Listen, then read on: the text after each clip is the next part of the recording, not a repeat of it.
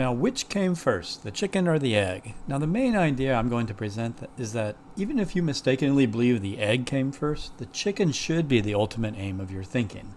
So let me briefly give some so-called scientific answers to this question, and then I'll let G.K. Chesterton give a more interesting and important philosophical answer. So the scientific answers could be evolutionary biology suggests that a bird that was almost a chicken a long time ago laid an egg. And due to a small genetic mutation, the creature that hatched from that egg was the first true chicken. So the egg came first. Now, you could also give another scientific answer by arguing that eggs in general, not simply chicken eggs, existed before chickens, since, reptiles laid eggs. Therefore, the eggs came first. But these so-called scientific answers seem superficial. They miss the point of the question, so we turn to philosophy. So in Chapter 2 of What is Wrong with the World, G.K. Chesterton gives an insightful, philosophical, and wise answer to the chicken or egg question. He writes, "There is a popular philosophical joke intended to typify the endless and useless arguments of philosophers. I mean the joke about which came first, the chicken or the egg. The evolutionary materialists are appropriately enough represented in the vision of all things coming from an egg, a dim and monstrous oval germ that laid itself by accident. That other supernatural school of thought, to which I personally adhere, would be not unworthy typified in the fancy that this round world of ours is but an egg brooded upon by a sacred unbegotten bird, the mystic dove of the prophets." So Chesterton's first point is that he is a Christian, and so he believes the bird came first. According to most religious traditions and Platonic-like philosophies, fundamental reality is conscious and ordered, like the bird, rather than an unconscious process of matter or energy, like the egg. So in this view, order does not emerge by chance from the physical chaos, but is instead imposed upon the material world with purpose and intention. In short, his first point is that most religious traditions imply the chicken came first.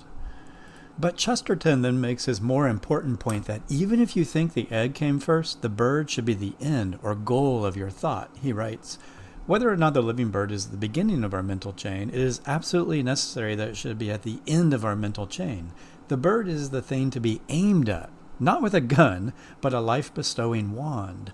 What is essential to our right thinking is this, that the egg and the bird must not be thought of as equal cosmic occurrences recurring alternately forever. They must not become a mere egg and bird pattern, like the egg and dart pattern. One is a means and the other an end. They are in different mental worlds, leaving the complications of the human breakfast table out of account. In an elemental sense, the egg only exists to produce the chicken. But the chicken does not exist only in order to produce another egg. He may also exist to amuse himself, to praise God, and even to suggest ideas to a French dramatist. Being a conscious life, he is, or may be, valuable in himself."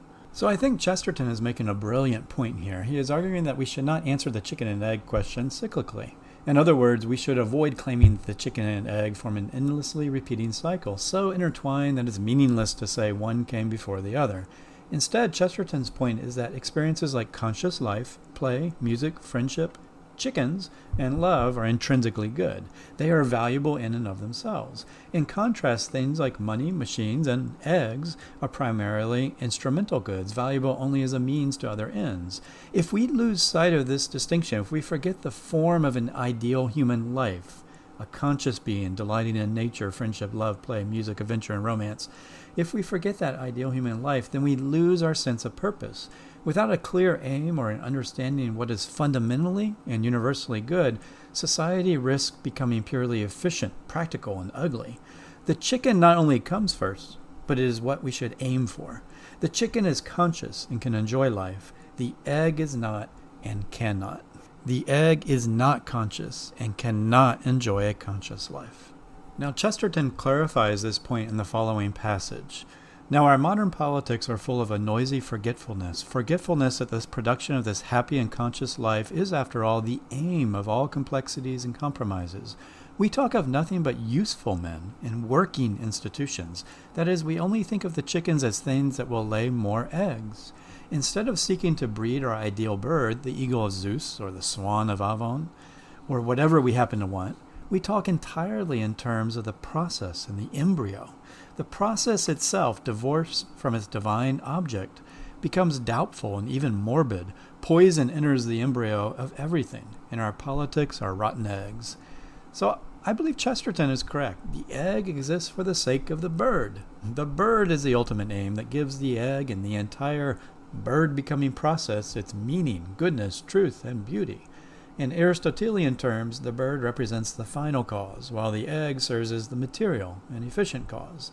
Now, at the deepest level, ultimate reality then is about final causes, for conscious life is not merely a means to produce more bodies, but is instead good in itself. So G.K. Chesterton's central argument in this essay is that we need more unpractical men, which is why he titles this chapter Wanted, an unpractical man.